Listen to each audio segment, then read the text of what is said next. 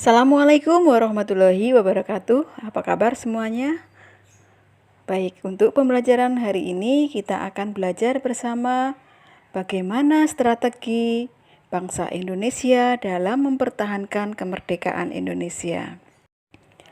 Pada tahun 1945, bangsa Indonesia yang baru berusia seumur jagung harus dihadapkan pada kenyataan, yaitu ancaman nyata dari Belanda dan sekutu yang mencoba mengembalikan Indonesia dari Jepang ke tangan Belanda.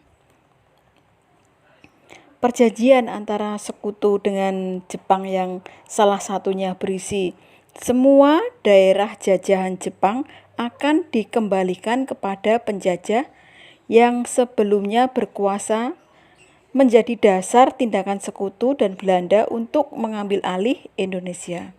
Dapat kalian bayangkan kekuatan yang tidak seimbang antara Belanda dibantu sekutu sebagai pemenang Perang Dunia II melawan negara Indonesia yang ibaratnya masih berusia seumur jagung.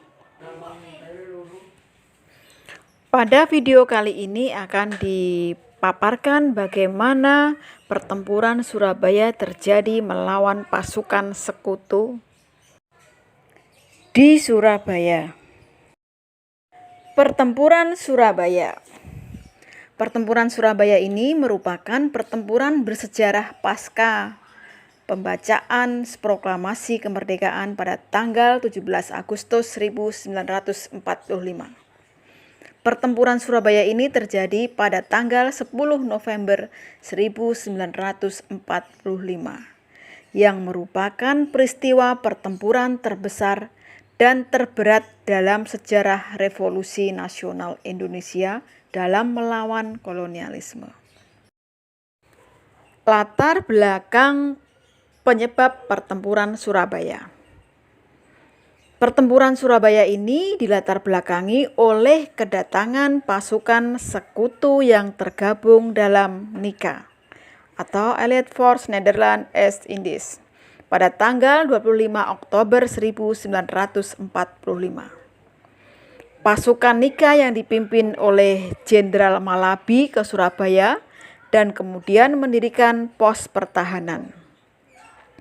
Kedatangan sekutu awalnya untuk mengamankan tawanan perang, melucuti senjata, dan menjaga ketertiban pasca kemerdekaan. Pasukan sekutu ini menyebarkan selebaran agar masyarakat menyerahkan senjata yang dimiliki. Perintah sekutu itu membuat masyarakat Surabaya marah. Mereka menolak menyerahkan senjata kepada sekutu.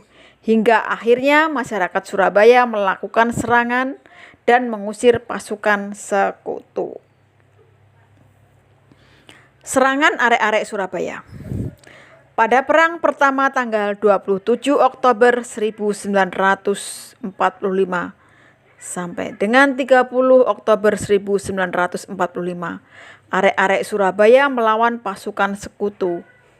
Pemimpin sekutu Jenderal Malabi tewas pada tanggal 30 Oktober 1945.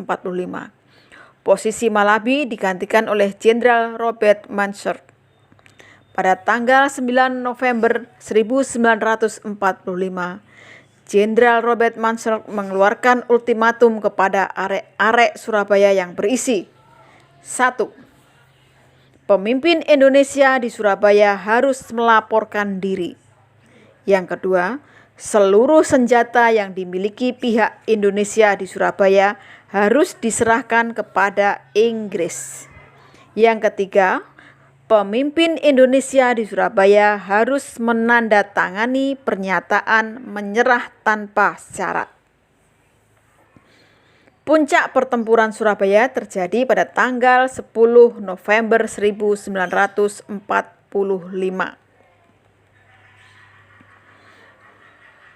Di mana pasukan sekutu menyerang kota Surabaya dan arek-arek Surabaya langsung menghadapi sekutu.